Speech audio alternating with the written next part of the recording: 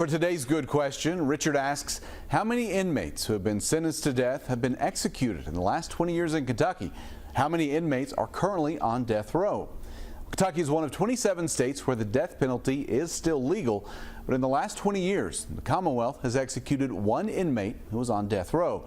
That was Marco Allen Chapman in 2008. He was convicted of murdering two children after he attacked their mother.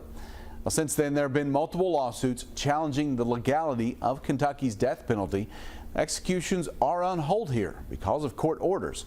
Right now, there are 26 inmates on death row in Kentucky, 25 men and one woman. You can find more on this topic in the story that WKYT Investigates did earlier this year. And if you have a good question, you can email goodquestion@wkyt.com. I'll see you on WKYT Mornings.